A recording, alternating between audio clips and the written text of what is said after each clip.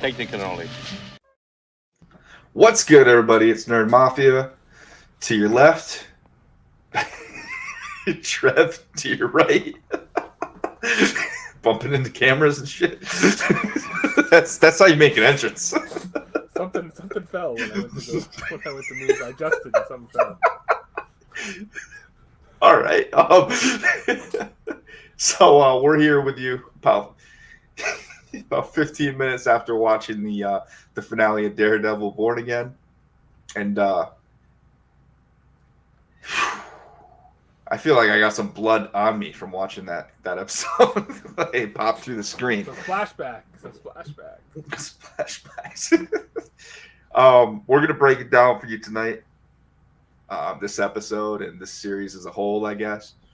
Got a couple of you guys without any visual references, because it's he too just soon. didn't want to do them.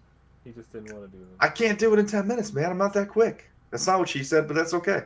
All right, but we're gonna do the best we can, break it down for you. I was gonna plan on getting into some Last of Us. I'll keep it more broad and generalized though, because this guy didn't watch it yet. Loving that too. We could talk a little bit about the upcoming Andor series too, even though Trev doesn't like it. That's coming up the 22nd. I'll talk about it, but I'm not overly enthused for it. But we'll see. And yeah, we'll more importantly, we'll see who the winner of the predictions game was tonight. We'll keep you in suspense as long as humanly possible before we declare a winner. I still haven't decided what I'm going to do if there's a tiebreaker. I might just throw a dart at the actual prize for no reason and then pick somebody randomly that gets it. We'll figure that out, because I'm pretty sure I'm not going to be the winner. I got crushed. You should probably just go by who won who picked the most, when you do the random answer. You have to make up a choice. Of the people who tied, who got more of those? Oh, go back through this. Yeah, we can do that too. We can check that out. Yeah. Seems like a good tiebreaker. I think we got it. Yeah, I think we got this. Yeah. Unless that's a tie. Yeah, then that's shitty. Then we're screwed. But yeah, man. Definitely tell me what your thoughts are right off the bat. What do you think of this episode? The violence in the episode was it was that first 15 minutes in the episode 1, almost throughout this whole episode, and I really enjoyed it. I really enjoyed the blood. The Punisher was almost over the top, but I still really enjoyed him standing right next to the guy and doing headshots. Spoilers. It's on the screen. If you're here right now and you didn't watch this episode, you are a fool. Get out of here. But the violence was good. Like I said, that the one scene with the Kingpin, I would have gave this episode maybe 8.5 to 9. It's not perfect, but it was really good, really enjoyable, and I like I said, I was saying to you pre-stream, about three quarters the way through the episode, I realized, maybe even half an hour, halfway to 3/4 through the episode, I realized there's not going to be a satisfying conclusion to this season in this episode, and that it would become a primer for the next season. Therefore, and it's setting the stage for events for the next season, and right. That's okay. But I'm just saying, I feel like some people might be disappointed that there's not a satisfying conclusion, but I'm okay with it. I'm okay with it personally, because it's more like a comic book that way. It's not so you had a major arc that kind of changed the whole landscape of the universe, essentially a microcosm of the universe being New York City, right. and that it's setting the stage for the groundwork for the following seasons. Maybe one. Are there going to be 3 seasons? I think of this show. I'm not 100% sure, but all I know for sure is obviously it was originally supposed to be a 19 episode 2-part season. So they kind of still. I think it was supposed to be 18 episodes. 18, yeah. And it was supposed to be 3 pods. They called it 3 pods, 3 6-episode arcs, right? Oh, see, I thought they were gonna do 2 parts, so maybe I'm just remembering wrong. Yeah. But but it kind of seems like they're following that path. If we just got 9, I don't know how soon they're going to have the next season coming up. But morning, Mac. What up? Nightgown. So Trev's wearing. What your pause just fell right on my ear. This guy's gonna be dropping stuff the whole episode. No, I honestly, like, my first take just from watching this was like, thank God we got Karen back, because we were missing somebody else to bounce off Matt, like, desperately needed like a better supporting character, like with him on screen at least. Okay, so let's start it off. Like, so yeah. The first little bit is him going to the hospital, right? He's going to the hospital. He's in the room with Heather, with his legal partner. Why can't I think of her name right now? But Kirsten McDuffie. Kirsten, right? Kirsten. He's in there. I feel like there was a lot of unresolved drama between Heather and Matt there. Like, a lot of unresolved drama that we don't really see play out in this episode, right? We don't really, and even with Kirsten, like, even with the two major women in his life, like I said, remember how I said last week that I think that Kirsten's gonna want to dissolve the partnership with him, is what my feeling is. Like, dissolve that he won't be a part of that firm going forward. And I'm not 100% sure that's going to happen, like, the first episode of next season, but I have a feeling that that's where that's going to go. Even though at the end, I think we see Kirsten reviewing Foggy's notes, and maybe she knows about that Red Hook thing now too, right? That Red Hook thing that they found in the locker. But anyway, so the episode starts off there. Matt's shot in the shoulder. He seems to be okay though. Told you. Sorry. Yeah, no worries. So it starts off there, and then we get then it's going back and forth between him and Fisk, saying Fisk wants the vigilantes dead. He's gonna click the power switch. He's gonna cause the blackout, cause all this kind of stuff to go on and cause chaos, right? So he can enact, as we see later on, enact martial law, enact his own set of rules and all that kind of stuff, right? So yeah, I mean, and him trying to be assassinated is a perfect excuse to, and the stage of a blackout is the perfect excuse for that, right? So yeah. And good God, Punisher coming back, man. Honestly, in the midst of all that, right? We got Buck basically on orders to go take out Matt. He's gonna do it with a needle. He's trying to make it look like natural causes, like Dexter style. Oh yeah. Give him a jab, a little light jab. He didn't even need to, because he still had the well, if he was still in the bed. And saying that, Matt seems so cued in. Like, they were showing that Matt was so cued in to him walking into the hospital. Like, he knew. Like, they were trying to show you that Matt knew that. Like, he knew that this guy was coming for him. It's all a game. He was just trying to get Heather the hell out of there quick. Maybe? I don't know. It's all a ploy. He's done with her. He's just faking a little morphine drip when he woke up. Interesting. Canadian with a Boston Bruins mug. Very interesting. It's my son's favorite hockey team. Yeah. Well, I was a Whalers fan, so my arch nemesis right there, Boston Bruins. Anyway. How old are you? Old enough to remember when the Whalers were here, man. All right. And also probably why I don't watch hockey anymore. My team left. Anyway. Mikey Ford, did you see the post-credit scene, I hope? I hope you saw it, sir. We'll get into that. But Trev, did you see it? Oh, you don't got audio anymore? Yeah, I saw the post. Petruccio. I was about to, just when you had texted me, I was about to text you the same thing. So Yeah, so after that, we get Matt leaving So after Kingpin sends Buck in to kill him, Matt leaves. Matt is escaping the hospital, and the first place he goes to is his apartment. And it seemed like I wasn't quite aware, and obviously the Punisher was already there, having been called by someone. We don't know who it is at this point yet, but called by someone to go help Matt, and then we see the task force going to target Matt's apartment specifically, and Matt can hear them. He knows they're outside. Yeah, Punisher sees them too, or Frank does too. You notice him. Yeah, and him and Frank have a little bit of back and forth, like, you know, like they're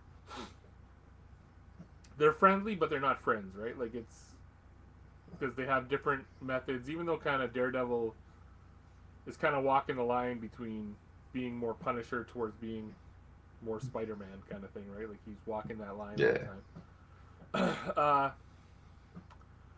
But yeah, this scene was brutally violent, and it was in a dark scene, and they had that what's his name, Cole? Was it Cole North? Right? Yes, I think that's his last name. I was thinking that too. Couldn't remember. I can't. Yeah, but I was thinking he would get more play this season than he did. Like, he didn't really get as much as because in the comic books he's more of like a major player than just like what they. Yeah. He's kind of reduced in this role. And he's also like not like straight up like a yes man. The task force storms the room, very reminiscent of like I don't want to say this, but it seemed just very reminiscent of Civil War, even though it's not exactly like just the scene is just very set up very similar to Civil War, like with like the way Winter Soldier and Captain America are bickering, and then I think it's German soldiers come and raid the apartment, right? Yeah. And like I said, it was brutally violent in that scene, though. Like, between Punisher just killing all those cops, getting shot himself. You see the blood spatter off him. I think Daredevil might have been shot once or twice as well. On top of that, on top of already being injured, and then he's like using his baton with that. He's using the baton where it's like it's going through people's fucking body, and he's pulling them as well, right? Like, and he's telling Frank not to be fun, but he's just like I know. I did notice that too. It's like remind me of like the Batman skit from like Funny or Die. It's like they're sleeping. No, you killed that guy. No, he's taking a nap. Right, with Pete Holmes, right? I mean, like he doesn't let him kill Cole, and then Frank's just like, oh, he matters. Pat. What about this guy? Like, he just kills the other guy right on the ground. Doesn't care at all. Daredevil goes and hits him with the baton right to the face, too. Like, it's. I was waiting for like while they're arguing about it for like Cole to just like pull out a side piece, and then Frank shoots him over his shoulder. And saying that, they said a grenade came. Where did the grenade come from? I don't know. I was kind of wondering that too. I was like waiting for like somebody to be holding because Cole was knocked out. Mm-hmm. Like, did someone throw a grenade in from outside? Like, I don't. No idea, man. I was looking for somebody on a roof with like an RPG or something. I'm like, this. Yeah, I wasn't fully aware of where that grenade came from. A little mysterious. Little mysterious.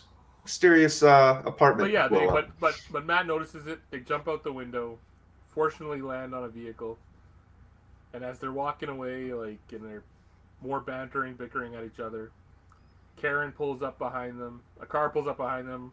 Surprise, it's Karen. Karen's the one who called Punisher. Get in. I think I hear Daredevil say, shotgun.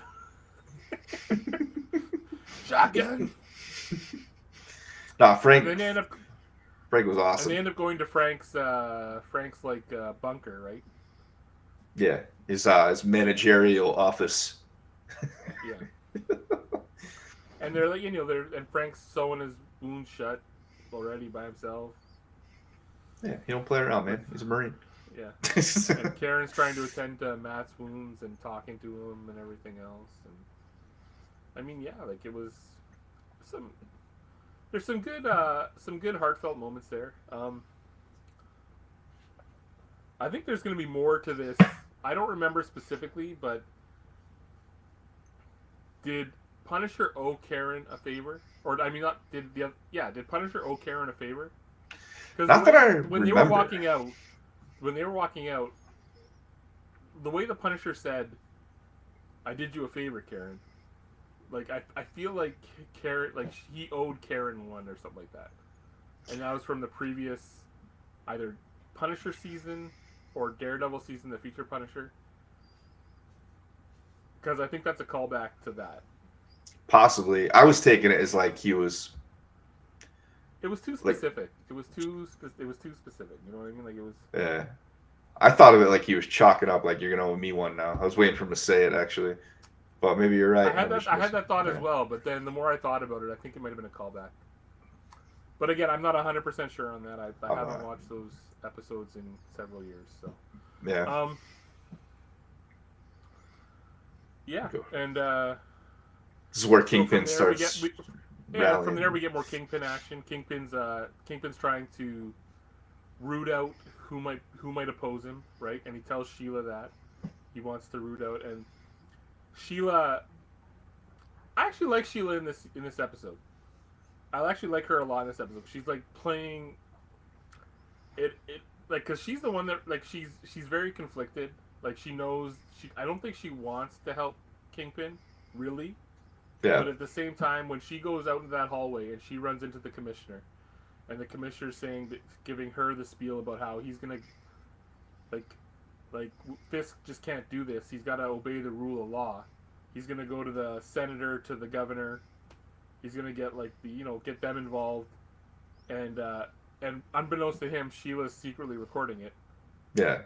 Recording the conversation, and and Sheila's like, yeah, I'll help you, but I'm not going to go there, but I'll help you. But she's secretly recording it, and it plays in later when you hear Fisk listening to the conversation from her phone, and she's there against the wall, eyes closed, almost crying, I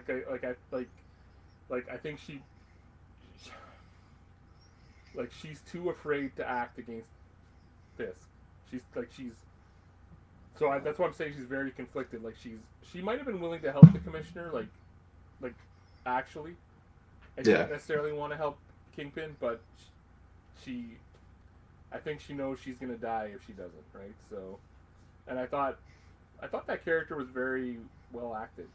To tell you the truth, I think I was very she's been kind of a solid act. Like she hasn't had a whole lot of lines. She's not a major player every episode, but yeah, she's always steady presence. Yeah, you know what I mean. And I feel like her being conflicted in that scene is probably going to come back in the next season, where she'll make the right decision. You know what I mean? She made but it'll come back where she'll be a loose link in the chain. Well, she's playing politics, man. She's been around how many mayors? It seems she's in some kind of role that doesn't actually exist in the real world, where she gets to carry over she's kind of like this chief of staff kind of thing or something, right? Yeah, which in the real world is a political appointee. So like you're not going to survive multiple mayors like that. Like everybody's got their own guy. Yeah. So it's totally made, and a lot of this stuff is like you got to kind of take in stride, knowing that like it's the Marvel universe. It's not it's the Marvelized version of our society. It's not. Yeah. Because I mean, you take it to like another level. Like all this stuff he does, like any New York City mayor tries to pull this off, and it's like clearly like he's just outstepping his bounds. Like there's so many safeguards. Like the governor can step in, National Guard. The president can stop it and nationalize the National Guard. It's been done before, you know. But yeah, and but so after that, we've in the previous scene with the heartfelt moments between Karen and Matt, we learned that like Matt tells Karen that Vanessa ordered the hit on Foggy. That they're gonna go search Foggy's files now, and so. After that scene with the Kingpin and etc., we move to a scene going to like a locker, like a rented locker space, and it's the storage 266.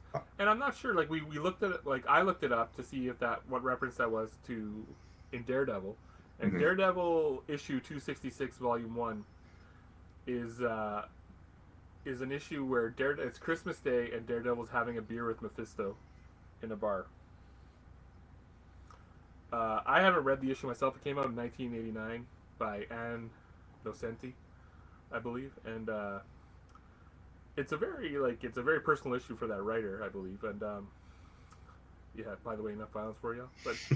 But I'm just thinking to myself, having a beer in hell, and I think that might refer to the way the episode ends, where they're in Josie's bar, and basically New York is like a hellscape now, kind of not literally, but like it's like Kingpin controlled hellscape. Right. So I'm not exactly sure how that might.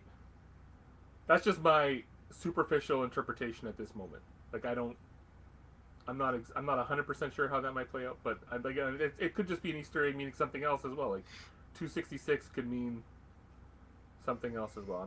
I'm not sure. That's just my first inclination, but yeah. Mm-hmm. But yeah, so they're going through the files, and they find that he was going to file a motion. Foggy was going to file a motion that would have included uncovering information about a charter from 1855 saying that the Red Hook port.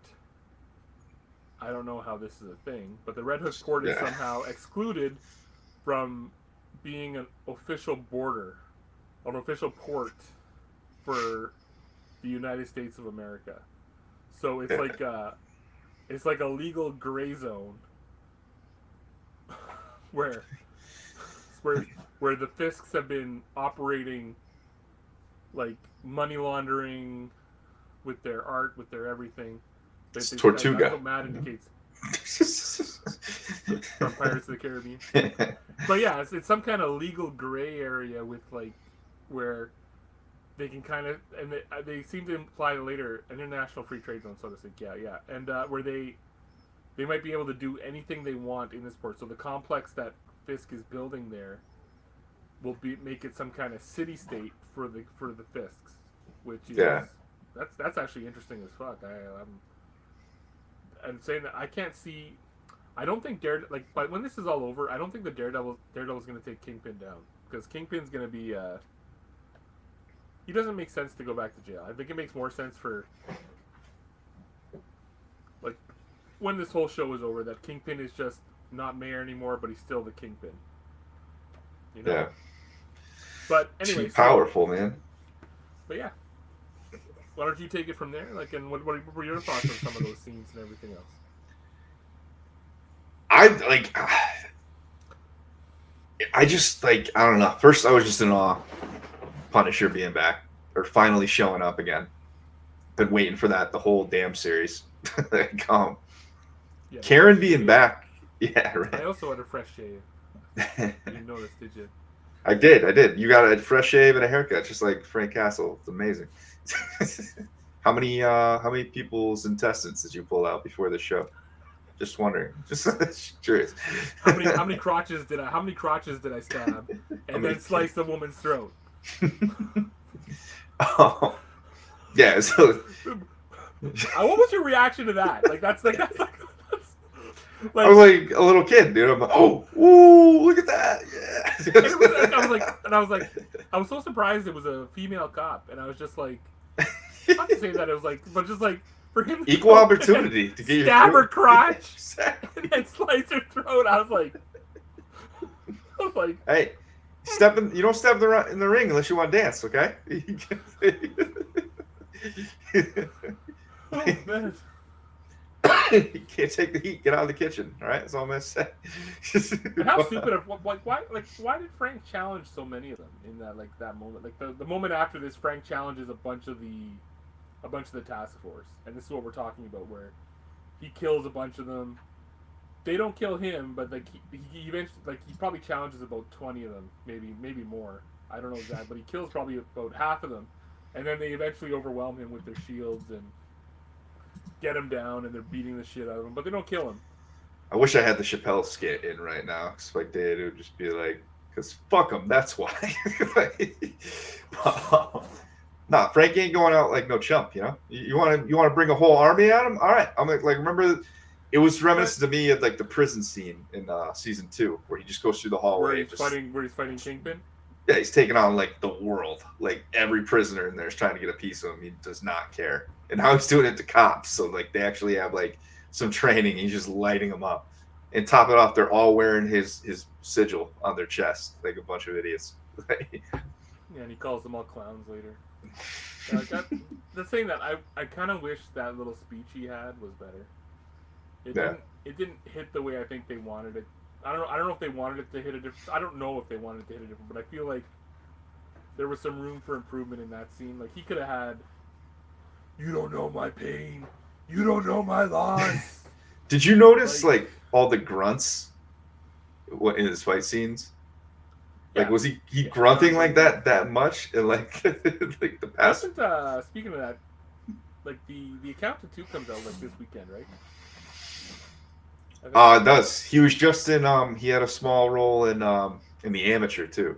Phenomenal movie. But he's like Ben Affleck. He didn't die in the first Accountant, did he? Because he's Ben Affleck. He's trying to kill Ben Affleck's character, but then they end up finding out they're brothers. I didn't see it yet. I gotta watch it before I go see the second one because I want to see the second one now. You haven't seen The Accountant? I never watched it. I don't know why. It's just like it slipped by me. Now I gotta get on it though. I mean, obviously you know they're brothers from the trailers, but so he's like Ben Affleck's like autistic Punisher Batman. Yeah, that's obvious from the trailers too. I'm all in. Like I was honestly, I don't think I saw any trailers for the first one, and the second one while I was in the movie, like while I was watching The Amateur, this comes on and I'm like, okay, I gotta watch the first one now. I'm going to see this. Like, dude, there's so many good movies coming out in the next like couple months. Like I'm just looking at it like, well, The Accountant is a good movie. I don't think it did great at the box office like the first one. I think it came out 2017, 2018, something like that. They're probably tracking the digital like views now, and they're like, "Oh wait, this could do work if we." Well, I mean, it's a good movie. It's almost like a Jason Statham movie. Yeah. You know. Did you watch that new Jason Statham movie? Not that's on the list too. I'm gonna see like everything. I was gonna do a live drive home from The Amateur, but I went to go make the thumbnail and it froze my app, and I was like, screw it. Anyway, we're getting sidetracked. Well, actually, one more point with that too. The hair that he had like early in the season is the same exact hair he had in The Amateur. So he had it for like that role, and then cut it like for this later part of the series, which I thought was funny too. That's all I gotta say about that. So he's captured by the task force there, and then we cut to that scene with I believe we cut to that scene where Kingpin is listening to the recording from Sheila from the commissioner, and then from there we get where the commissioner is going to get picked up, but he gets picked up not by his regular driver, by someone who's on the task force. This is when I texted a black guy named Luke. I was immediately like, Luke Cage? Mafia was like, Luke Cage, but the guy looks like he's like 20 years old. And I'm like, well, what got me too was he's like, I remember you. I don't think I've seen you since you were a rookie. And it's like, Luke Cage, wasn't he a cop, or was it military? Am I messing it up? I don't know. It tracked me for like a second, and then you shot it down. I was like, damn it, maybe. I was like, whatever. I just thought it would be badass if Luke Cage just snuck in there. If Luke Cage is on the task force. Well, remember, like Luke Cage at the end of his season is essentially running I know. Yeah, he's like in charge of like the underground kind of thing. But we don't even know if we're getting that Luke Cage iteration. We don't know what's going to be canon, what's not. And then on top of it, he says that it looks like fresh ink. So it's like, oh, is that a fake tat? Is he just like undercover right now, just infiltrating the task force? That's what went through my mind right away. You know, I just wanted some Luke Cage. I was like, oh, they recast. I thought that guy might kill the commissioner, but he brings the commissioner, I think, to like Red Hook. I'm not 100% sure, but I think he brings him to Red Hook, or anyway, some kind of building that's under construction anyway. And Fisk is there with his arms around some of his task force guys, and he. I didn't think he would get his hands dirty, but I forgot that Fisk does like to get his hands dirty. Like Fisk does like to get his hands dirty, and so when he turns around and he starts beating on the commissioner, punches him down, goes behind him, punches his back, gets so the commissioner's with his back face to the Kingpin, on his knees, and the Kingpin grabs his skull, and you just know it's happening. Like it's one of my favorite ways to see someone die. I'm not gonna lie, it is. It's one of my favorite ways, like, because it happens in Invincible so often, right? Like, that's how Omni-Man kills a few people. Like, Mike Porter keeps making the fucking dad jokes. He crushed it. Must have had a really bad headache. Bet he had a really bad headache after this, right? But yeah, Kingpin crushes the Commissioner's skull, dislocates his jaw, kills him that way, and wow, man, you get the whole. Get to that. The whole thing, and from there you get Daniel and Buck confronting a couple of, I think, the city councilmen, implying that they're doing nefarious things, and Kingpin's going to blackmail them if they don't side with him on consolidating power. Motions, he's basically motions that he wants to do, right? Like Kingpin has dirt on them, and if they don't do what he wants them to do, they're going to be either, I don't know what's going to happen to them specifically, but. Well, he's mainly just taking over the council. He's removing them as an obstacle to anything he has to do. So those are probably like. It's like that's a kids in the hall thing. Crush your head. Yeah, he's Kids in the Hall back in the day. Long ass time ago. I don't even remember. I remember that was all Canadian actors too, right? That's right up your alley. Yeah, it's a Canadian sketch show. Yeah, so I was like, all right, well, it's weird, but it's funny. But one of the things was the guy that ended up being on Saturday Night Live. You'd always do the crush your head. I crush your head. But anyway, so he consolidates the council, and then after this, like, just when you're thinking like, hey, like, where the hell's Daredevil? Like, going to help Punisher. Punisher just saved his ass. We get Karen and Matt showing up to, like, the dock.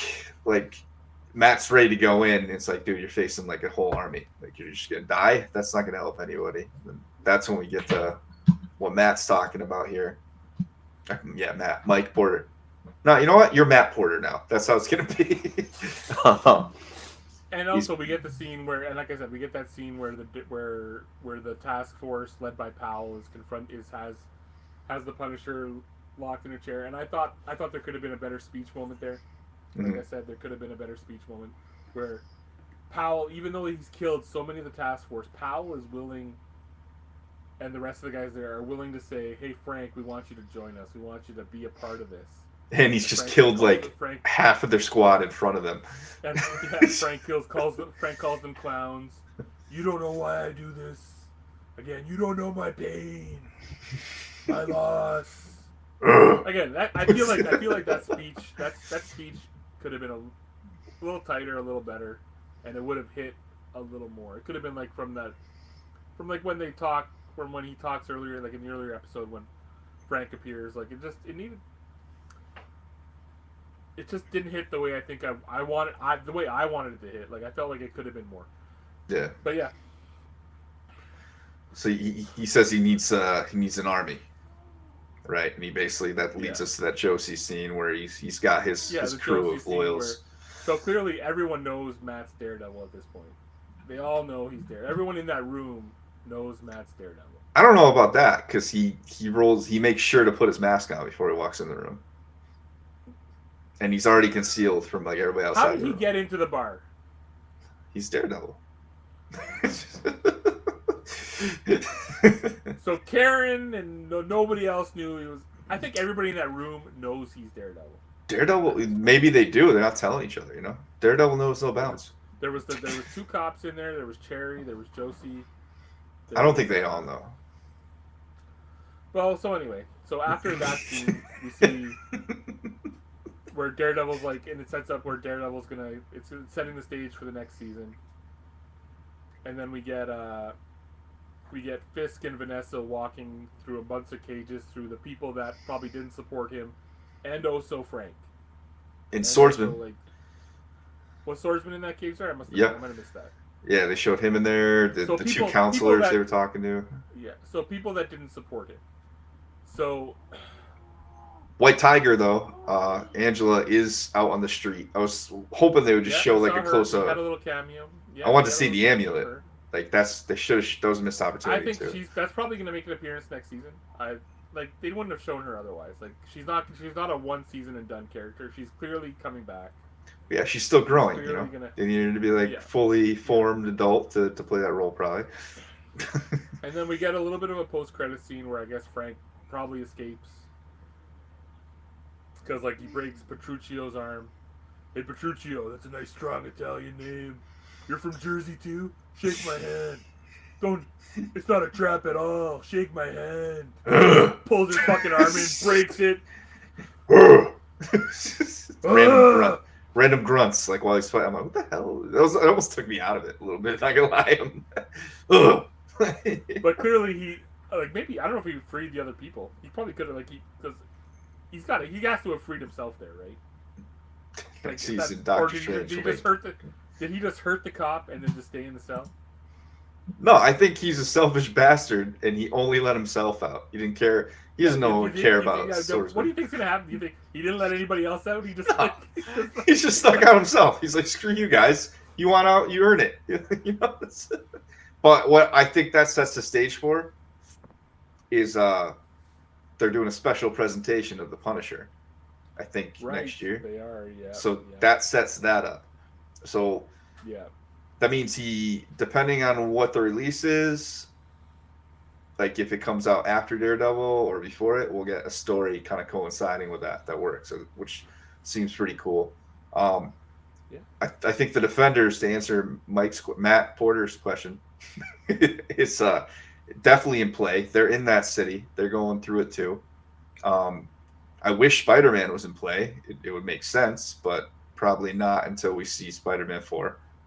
If this is still going on or whatever the situation is by then. I think a lot of stuff's wait and see. Like we heard Vincent D'Onofrio say that Kingpin can't be in the movies. Like he said that this past week, but or a week, maybe a week and a half ago. But I think Brad Winterbaum came out and said too, like he flat out said like. But I think we need to play. I think we still need to kind of wait and see and kind of just see what specifically happens. I don't. Yeah. Because a lot of stuff they might say just might be like to say it. Do you know what I mean? Like say so you don't expect it. Yeah, Winterbaum said though he's like Kingpin's gonna be TV's Thanos, so like they're keeping it separate because it's two separate studios technically, but they're working together. Well, that's in saying that I think street level works better on the TV level. Yeah, of course. Cosmic and bigger event stuff does work better in the movies. So yeah, budget. So exactly, street level crime, street level characters work and saying that Spider-Man is a street level character as well, but like, it'd be nice if we got back to that. But yeah, like I said, overall the episode to me is probably like an 8.5. I'm probably but 8.5 to 9 is where I kind of rate it. But yeah, I'm probably like a strong 8 in that we got through the whole thing, and then finally you're like, oh, all right, this whole season was a world building exercise. They needed to get us back into it completely and show us what. So that's what they're doing now. So that's in a funny way, them doing it that way, and basically Infinity Warring it at the end, where the heroes basically lose, is like it actually makes for a better landing of the plane for the end of the season, even though it's not concluded. And kind of like a mixture of just that, and then like what you're alluding to too. It makes it feel like more like it's like okay in the next issue. Why do you think the Thunderbolts are street level, Mike? Yeah, Matt Porter. Why are they street level when they're fighting a guy that hovers over the street? Huh? A god. Yeah, Why would he answer to anybody? But yeah, so like I said, I'm gonna tune in next season. Like this overall season was probably like 7.5 for me, 7.5 out of 10. Like a 3 out of 4 essentially. But yeah, like it's pretty much the same range. It wasn't perfect. It wasn't perfect by any means, but it had enough good moments. The writing could have been, like I said, over numerous breakdowns that we've gone through this. Every episode has good moments. Every episode, it's just they're not quite putting it together in the most optimal way. Yeah. Yeah, but you know, but I think they'll get better with that. Still basic, still basically worked for me. But yeah. All right. So that's how we feel about that. Now to the fences. Let's go. Yeah, right. No, we're gonna bring in a little thing we call the prediction game, and we're gonna see how we fought to the finish here with myself, Daniel Fisher, the Ducky Momo, Star Wars Santa. You know, because that's what I know you guys are watching for. Daniel, you messed up though. You didn't even pick an under or over for first question, so we're digging you on that. And everybody, what sucks is everybody else got it right. So sorry, buddy. Overs take that one. And then, do we get a courtroom stream? Everybody's correct there. But they're not heroes, Mike. They're villains. Oh, did I miss his last chat? What do you say? Winter soldiers.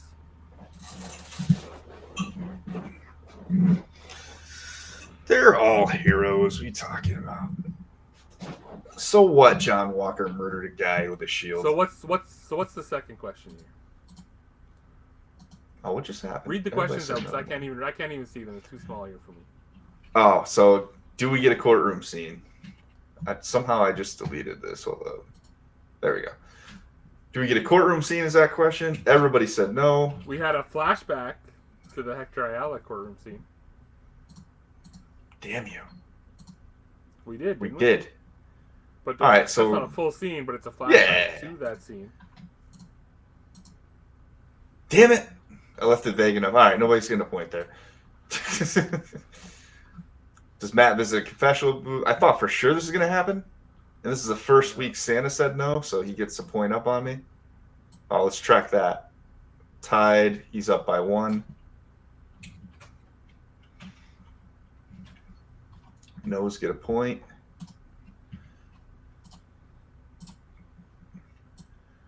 Next question. I switched it up a little bit here. You'll see it going forward. Does the swordsman appear? He does. Who got it wrong? Santa? I don't think so. I gotta actually fix that here. Hold up. View freeze. Didn't mean to do that. 2 columns. All right. Ducky Momo got it wrong there. All right. Swordsman. Does Angela, Hector's niece, suit up as White Tiger? I said yes. Santa said yes, so he's still up on me by 1. But no's get it. Did she have it maybe under her suit, under her sweater there? I was watching really hard. I didn't see the amulet at all. I was pissed. Yeah. No, but the suit itself, no? I don't know. Not that I know, so we'll go back and look, but I don't think that counts anyway. She's not like actually suited up. She concealed weapon there. All right, so number 6, does the Punisher appear? This was a given. We knew that was going to happen. Everybody got that one. Is there a BB report? This is where I tie up Santa because he said no. I said yes.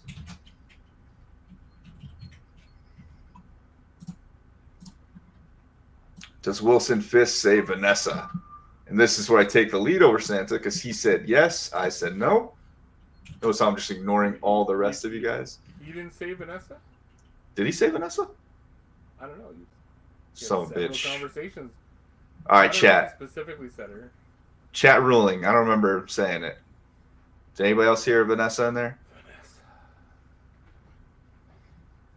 I don't remember specifically. It would have been either in that conversation at the beginning or the conversation at the end, right?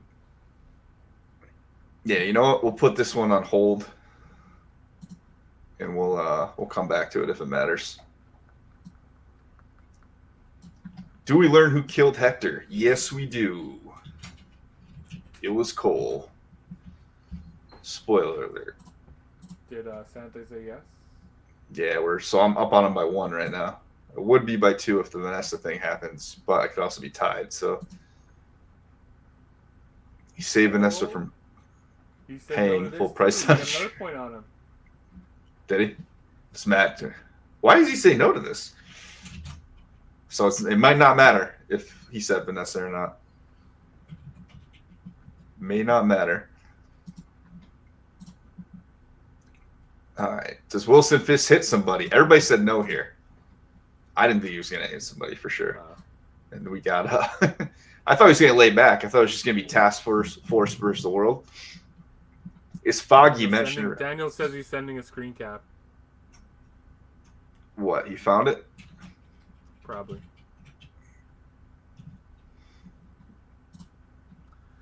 Probably. So Foggy's mentioned. Everybody guessed that. Does a known character cameo for the first time? I switched up the wording of it a little bit. Basically, did we get a first time cameo from somebody not in the show before? And that didn't happen. I don't think so. Yeah, so no's taking that. And that's everybody. Does a hero or vigilante die? Everybody said no. Well, the cops make it so a vigilante. Yeah, right? I'm thinking about that now. He's a vigilante as they pull the toque over his head.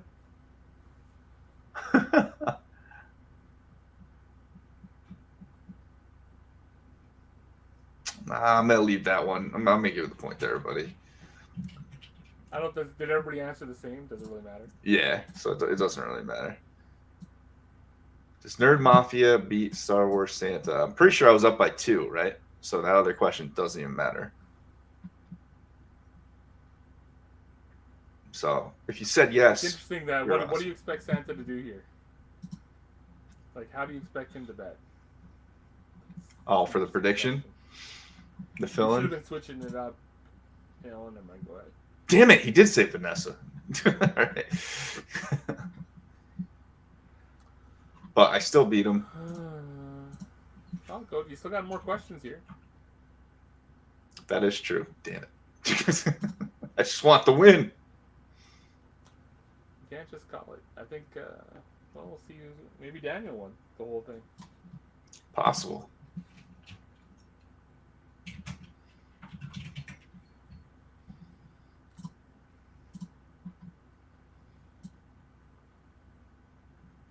All right, where are we at? Predictions. I made a bold one. Didn't pay off for me. Matt's status is the firm is questioned or changed. That Daniel got that right. Ducky Momo got that right. Star Wars Santa got that right. You're the only one who got it wrong. So, and you were down to him by like 2 points. Oh wait, we got more questions though. Oh. I screwed up the organization of it because I added him in weird. Is that Cole guy a main villain? Did he die? I don't even know if he died. I mean, the building he was in got blown up. This is Task Force excluded. Yep. It's the main villain die. Fist, Buck, Bullseye, Task Force excluded. Santa said yes. Well, no, you have Fisk, Buck, or Bullseye. Task Force excluded. Yep. So. Nose take it. What were we tied or was I up by 1? No, we were tied, right? We'll find out at the end. Just wait till the end. See at the end. But wait, there's more. Is there post-credit? He said no to the post-credit scene. Yes. That seals it. Well, let's see how many points. Let's see. Don't you have a total here? Yeah. Go to the total. I got him. I got him by 1. I want to see the total for the week. Where's the total for the week? Oh, I didn't bring. That is the total right here. Where? Show me. I can't. Right see. Here. Scroll over more. I don't want to, because then I'll show that. I still got to add in the last week total for this guy. What's fill-in points? That's the predictions. I just lined it up wrong because I added 2 questions. Yeah, so I took it by 1 point, and it's going to be 2 points because I beat Star Wars Santa. Okay, so go. I still can't see. I got the. You need to go over more. I got the chat up here. So. Oh, you're not seeing it? I don't see the total. Go over all the way more. Keep going. So you got 10 and you got 11. So you're still down a point to him, I think. No, I'm up 1. He's got 10. I got 11. No, I mean total for the season. Oh yeah, well that's why I'm going back here to add in the if I beat him, so that adds another point. Let's see. Ducky Momo lost a point there. Santa lost a point because of his hubris. All right, moment of truth here. I got to add in you guys' points from last week. Daniel Fisher. Yeah, so what are these points on the fill-in? Again, what are these points on the fill-in? That's not because you have 1 point. Star Wars Santa has a point there. Yeah, everybody got a point with me. Yeah, it's a prediction one. Yeah, okay, yeah. 76 for Momo, 76 for Fisher. They went in being tied. Are we going to have a clear winner? It's looking like we are. And Santa had 72. Yeah, it looks like it was Daniel. So Santa beat you by... Wait, hold on. Santa had 72. Oh, yeah, 72. I put 62. Hold up.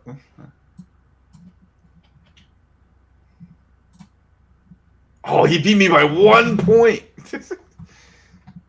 You finished last in your own thing. I did. But, I mean, you got to give me the comeback. Daniel. Yeah, congratulations to Daniel Fisher. You won a Daredevil McFarlane statue. We didn't have to do a tiebreaker, so I'm happy about that. So if you send your good friend Ryan here your address and everything else, he'll be sure to pay the $20 in shipping and handling and send it on over to you. The $20 from Connecticut to New York, with a box inside a box with bubble wrap and everything else to make sure it doesn't get damaged. But that will be inside another box and another box and inside another box. In another box. Russian lady, though. Okay. But again, congratulations, Daniel. Who's Ryan? Nobody knows Matt Porter. Nobody knows. Mike Porter. Who is that guy? I know Matt Porter. Irony. Shipping the devil of Hell's Kitchen to Hell's Kitchen. Man. Hey, you gotta give me this. Santa was beating me by like 7 all season, and I brought it back to within 1. So you did real shitty. Pretty much. And then he didn't watch like you made a late few episode comeback, but you still lost. You still finished last in your own thing. Hey, listen, if Fist didn't say Vanessa, I would have been good. So damn you, Dan. You would have been tied for last. Exactly. Listen, I'm just trying to get my guys some merch here, okay? Everybody that beat me, I'm going to be getting you some free merch. I have to redo my merch store, unfortunately, because this one I picked is terrible. So give me like a week to get you that link to see what you guys want. And then we'll go from there. Should we double fisting some cannolis on there? What? What? Yeah, and next time definitely play because you'll be able to probably win an Ironheart, which is one. It could be worth money someday. It could be. I'm still debating that. I feel like probably less than what you paid for it.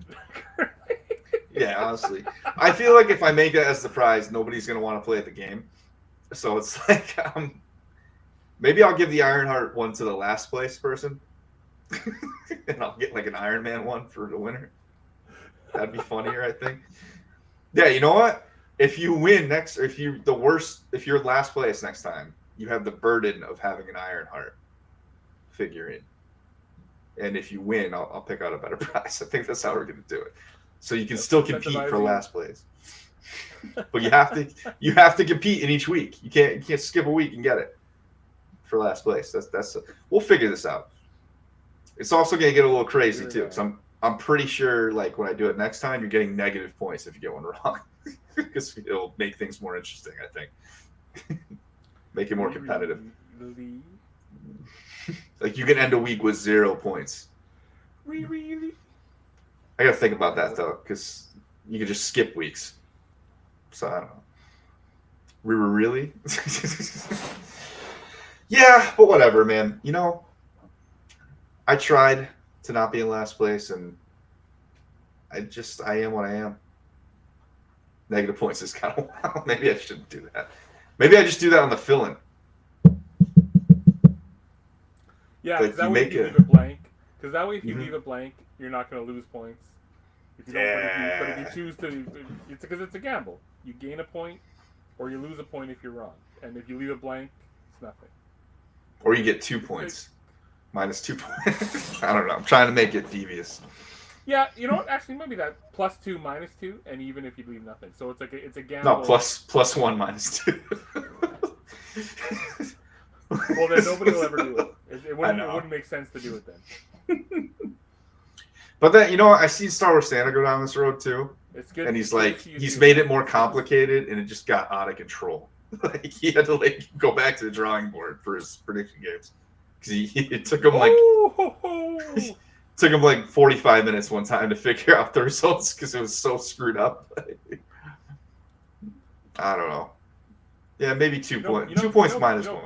Brian and Ryan are essentially the same name. Except we're natural enemies.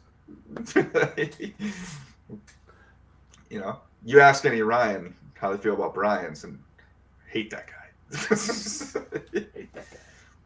People would call me that name erroneously my whole life. Sick of that guy.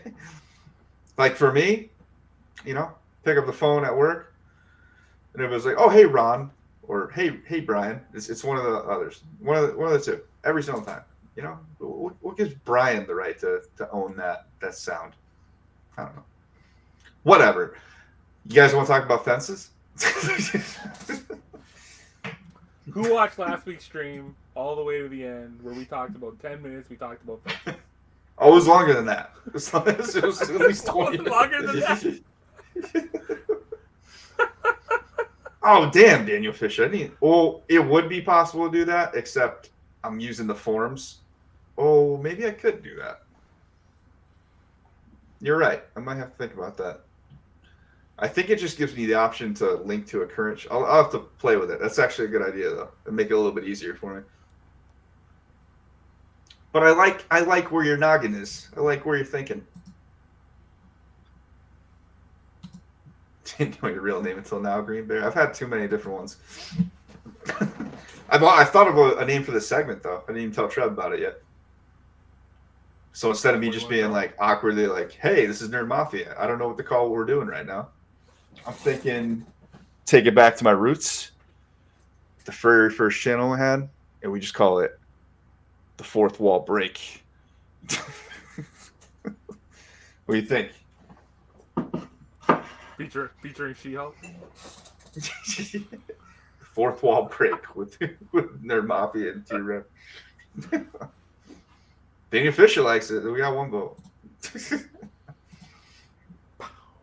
We'll workshop it. I think it works though. And then some of the old like videos I made for intros would still work too. So that works too. I don't know what you're doing right now, but whatever. I was feeling for the fourth wall. Yeah, but it was somewhat unsatisfying but satisfying conclusion to this first season back for Daredevil. Are we getting back to comic books corner right now? Or busting out the cards? Oh. Are those some Fleers? This is circa 1996. This is the 1991 Marvel set. Okay. Wonder how much money you got on that shelf. And again, what's your address? This is why Trev doesn't play the game. He doesn't want to win. You figure out where he lives. I got enough. I went a little crazy on the Whatnot on Ryan Otley's Whatnot stream on Friday and Saturday. You know who Ryan Otley is? Nah. I don't know. I ought to know who he is, huh? You ought to know. Gunner Cannoli with their Mafia. He drew this. Oh, Ryan okay, that's Otley cool. is so Corey I think his name's Walker was the guy who did the You know what's first so six. funny about that? A guy that I work with, like in my shop, his name is Corey Walker, and like so every episode I'm watching that come up on the title screen. I'm like, what the He hell? was the original. He was the artist for the first. He was the artist for the first, I think, four to six issues, and he did a Yeah. little. He did a little fill-in arcs. So like him and Kirkman are the ones that created Invincible, but Ryan Otley did like 120 of the issues. So Gotcha. Ryan Otley gets the credit too, and so Ryan Otley had on Whatnot. He was doing a couple live streams from C2E2. That's a con that was going on this past weekend, and he released issue 61, which is the first appearance of Conquest. He released a C2E2 exclusive, like Yeah. a trade dress, a version, a foil version, and a purple foil. And I bought all four, and I bought 2 of the purple foil, signed by him. And then Needless to say, Trev's pretty into Invincible. And he also auctioned off. He also auctioned off a couple things that went for crazy money. Like people paid like $3,000 to get like a custom thing from Ryan Otley. It was fucking crazy. But like, jeez.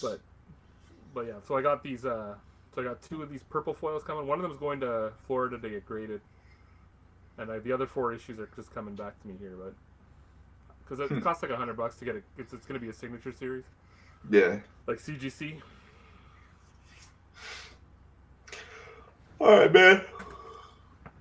Well, my fence posts are arriving at my house tomorrow, and yeah, Really? I didn't expect that. I thought it was supposed to get delivered like a week from now, and they just bumped it up. So I'm like, oh, all right, I'm gonna have to figure out where to put these now. I was Yeah, at it's Home about Depot to- today, but then I got sidetracked looking at like also need like maybe might need a new fridge and stove too. Like ours are oldish. Looking at that too. Actually, I had to buy the Postmaster adapter for the. Oh yeah. The thing you were saying. So if you need that after I'm done putting the post, let me know. Hey Mike, you see that? There you go. When Thunderbolts comes out, this is already worth like $500. Defense is the only gonna ultimate go up in defense. Yeah. Yeah. So that's happening. I'm tired. I know Trev wants to showcase all these, show us how he's better than us. I'm not better than you. I'm at an age where I've been able to accumulate stuff. You know what I mean? Here in T-Rev's basement, we're better than you, and we know it. I'm not saying that. I would never say that. I would never say that. Yeah, but that's only because I got a lot of cool shit. Yeah, it's only because you're Canadian. It's just you gotta be nice. It's in your DNA. First appearance of the Black Cindy. Post Secret Wars. Now here we go with the puns. Yeah, let's hear a dad joke from Mike Porter. No, this isn't Santa's Stream. we don't end with those. Battle damage, Batman. Crazy. It is crazy.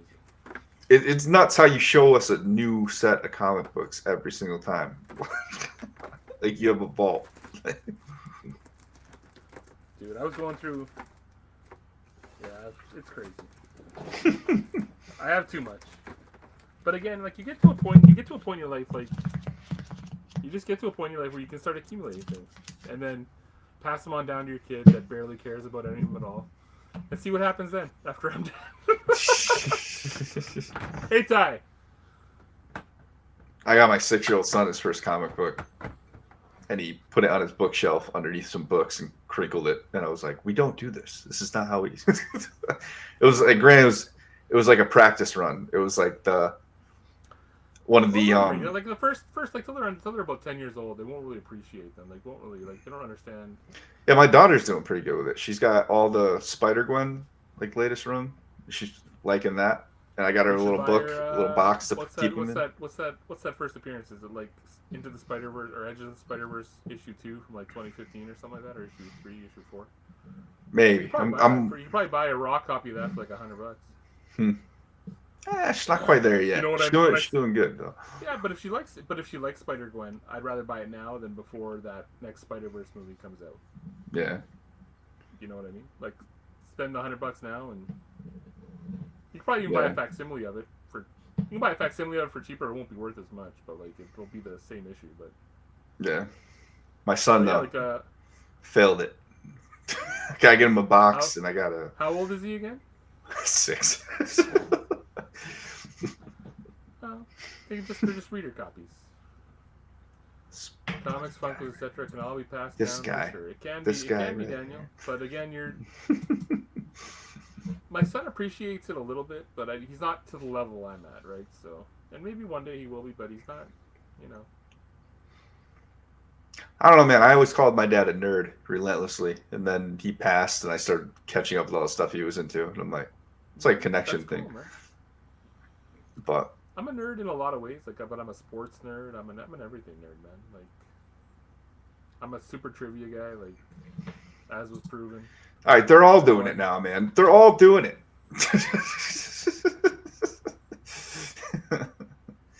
Pun disher. I like that. I like that actually. The pun disher. That is kind of, actually, yeah, that is a good one. Oh, man. All right, I gotta go to sleep. I can't do this anymore. It's gonna be a crazy, hectic next month because Andor is gonna probably graciously suck the life out of me once a week. And build a fence. And I gotta build a fence, man. I've explained this concept of how to build this so many times to people because they're like really interested. Because like the way I told you doing the horizontal one, they're like nobody's seen that. Even my neighbor, I just talked to him. I've seen horizontal fences before. It's not bad. I don't think I like see them anywhere though, because it's probably more like a rural thing, like farm fence. Yeah, you don't see a lot of them in town. Like you don't see like you see them like, but yeah, there's a lot of. I don't know, but there's some good YouTube channels. I was watching YouTube in my living room today, like how to. The guy was showing how to like honey. Yeah. Let's watch some fence YouTube. My son was so into it. He's like, "What? You're doing this?" And he's like 6. He was just like locked in. So maybe he's good. So he'll help you build it. Oh shit! X-Wing's here. Look at this guy. Look at this guy. Hey man, we talk Daredevil, and then we talk about building fences. That's what we do here. We're all kinds of crazy. But you popped in just as I'm about to pass out on stream. It's been a fun ride for this series, guys. We'll definitely be back. I think the next Marvel series will be. And maybe I'll be here. Maybe I won't be. We'll see. That's how it's gonna be. For Do I want to watch Ironheart? I mean, I've heard some good things. X-Wing said, "Oh, okay, bye." I mean, we got some animated series coming out in between there too. I'll try to help out with Nerd Mafia when I can and when I want to. But saying that, I enjoyed this little run on Daredevil. I enjoyed. I'll make him an offer. Provide some information for you guys. Give my kind of breakdown on things and the way I kind of see this stuff. I appreciate being given the opportunity to do that. And yeah. We'll catch up on Last of Us, and then to the tens of viewers we have watching, potentially multiples of 10. One day will be more. Catch up on Last of Us, man. We can start doing some coverage on that. I'll watch the episode. I like the first season. I like the first season a whole lot. I gotta make time for it. You know what I mean? Like, I was busy. I said I'm flying down to Toronto on next week. I'm playing in that poker tournament. Then I got union convention stuff. So making moves. I see. I gotta vote on like resolutions and shit like that. Right? Like Trev's kind of a big deal. Kind of, not exactly, but like he's got to make the comic book money. Yeah. Not quite. I got bargaining tomorrow. You know, it's fun. I'm not in the private sector. I'm in the public sector. So you know. So. Yeah, man. Totally. He's in your public sector. No, I'm tired of shit. We'll get back at it though. We'll find something to converse over. Sounds good. I definitely want to like start talking Last of Us because I love that show. I was telling Trevor a little bit before we got on the screen too. So we'll catch him up. Maybe I'll talk to his girlfriend. Make sure we tape him to a chair and make him watch Andor. All 3 episodes as they drop. What's that Stanley Kubrick movie? Clockwork Orange style. Yeah. You ever seen Clockwork Orange? I don't think so. Leave the guns. Maybe you should watch that. If not, you can definitely probably catch me over on Star Wars Obsessions channel.